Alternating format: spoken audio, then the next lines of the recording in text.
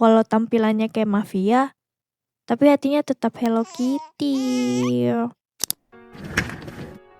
Hai, gue Alia. Seorang budak korporat yang kerjanya 9 to 5 dan lembur udah jadi makanan sehari-hari gue. Gaji gue ya lumayan lah buat bertahan hidup di Jakarta. Tapi ya gitu, hidupnya muter mulu. Di kerja, makan, tidur, kerja, makan, tidur. Terus suatu hari gue ketemu sama cowok, namanya Penny. Kalau dilihat sekilas, orang mungkin bakal takut, soalnya hampir seluruh badannya penuh dengan tato. Tapi makin lama gue kenal, gue sadar, walau tampilannya kayak mafia, tapi hatinya tetap Hello Kitty. Dia gak pernah pamer ataupun merasa superior, padahal penghasilannya jauh di atas gue. Dan itu yang bikin gue nyaman. Dia baik, bahkan ketika gak ada yang lihat. Kita emang baru pacaran sekitar 3 bulan sih. Kalau kata orang mungkin masih terlalu cepat. Tapi entah kenapa rasanya gue udah nemu rumah. Alia, besok aku mau ketemu sama orang tua kamu. Hah? Serius? Aku mau minta izin. Gue pikir itu menjadi salah satu hari paling bahagia dalam hidup gue.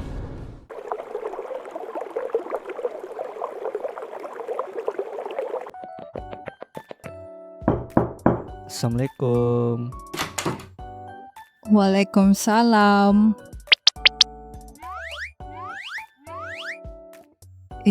Iya, cari siapa ya? Bu, Alianya ada? Masuk. Bentar ya, saya panggilin dulu. Penny akhirnya datang ke rumah gue. Sebelum lanjut, gue mengenalin bapak sama emak gue dulu. Nah, ini bapak gue. Bapak gue tuh PNS, pegawai negeri skena. Gak ada yang bercanda. Maksudnya pegawai negeri sipil. Bapak gue ini tipikal orang tua kolot. Dia cuma tahu apa yang baik berdasarkan zaman dia, bukan zaman gue. Padahal kan gue milenial ya. Pastilah beda zaman, beda juga cara nanggepinnya. Nah, kalau ini emak gue. Dia ibu rumah tangga, sama aja sih kayak bapak. Sama-sama kolot. Dia cuma ngikutin apa kata bapak aja. Setelah ngelihat penampilan Penny tadi, benar aja. Sesuai bayangan gue. Kita duduk di ruang tamu. Saya datang ingin meminta izin untuk melamar Alia. Kerja apa kamu? Saya tato artis, Pak. Oh, jadi tukang gambar badan orang. Ntar anak saya jadi apa kalau sama orang kayak kamu? Orang penuh tato kayak kamu jadi suami anak saya.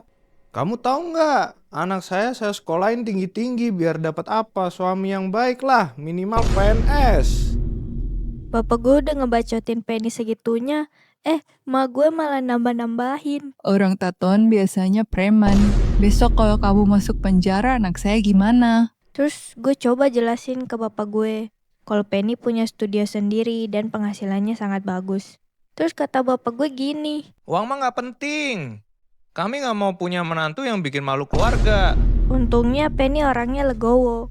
Dia nerima semua bacotan bapak gue ke dia. Kata dia, Anjing ya bapak lu. gak ada yang bercanda, yang bener kayak gini. Bangsat kau. Gak ada yang beneran, kali ini beneran. Terima kasih sudah mau menerima saya hari ini, Pak. Setelah omongan dari bapak dan emak gue, Penny bukannya marah, dia malah makin perhatian dan sayang ke gue.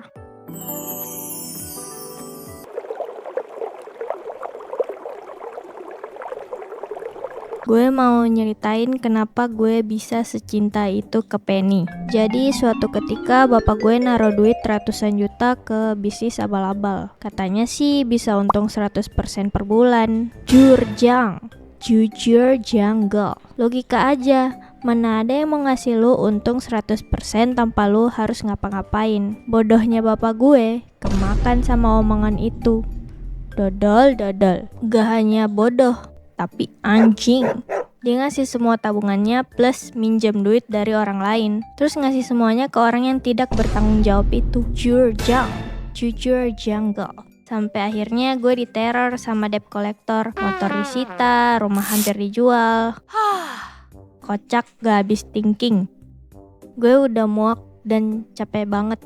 Sampai pernah chat dari Penny gak gue bales-bales. Gue bingung harus cerita apa enggak.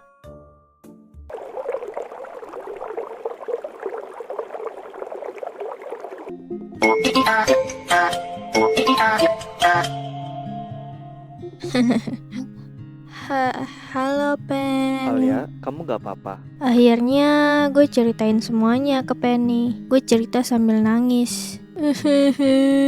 Aku gak tahu harus gimana.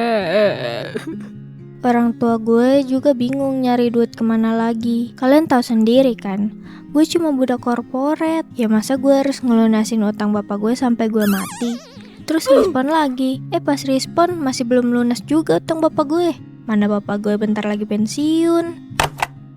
Makanya gue ceritain lah semua masalah gue ke Penny. Gue sih gak berharap dibantuin Penny. Gue cuma pengen meluapkan semua isi hati gue ke dia. Minimal gue bisa merasa lega lah. Penny bagaikan malaikat tanpa sayap. Tanpa banyak bertanya, dia cuma bilang gini. Aku sih mau bantuin keluarga kamu selama bapak kamu mau ngobrol baik-baik sama aku.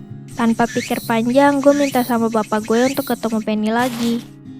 Penny akhirnya datang ke rumah buat bicara sama bapak. Ia gak bawa kemarahan dia, ataupun datang buat bilang. Kan dulu bapak menghina saya. Sebaliknya, Penny malah datang buat bilang gini. Bapak tulis aja nominalnya. Saya cuma bisa bantu ini aja. Kamu beneran? Iya pak, tapi saya tidak menganggap ini sebagai syarat agar bapak menerima saya. Saya melakukan ini karena saya peduli dengan Alia. Kalau keluarganya terluka, saya juga ikut terluka. Tapi saya sudah menghina kamu loh. Kalau saya masih menyimpan semua hinaan itu, saya tidak akan melakukan ini. Bapak gue langsung gemeter dan ngerasa malu untuk pertama kalinya. Ibu gue juga nangis sambil minta maaf dan ngucapin terima kasih ke Penny. Pak, Bu, saya tidak datang untuk mencari maaf. Saya datang untuk menjadi keluarga. Pak, Bu, saya tidak datang untuk mencari maaf.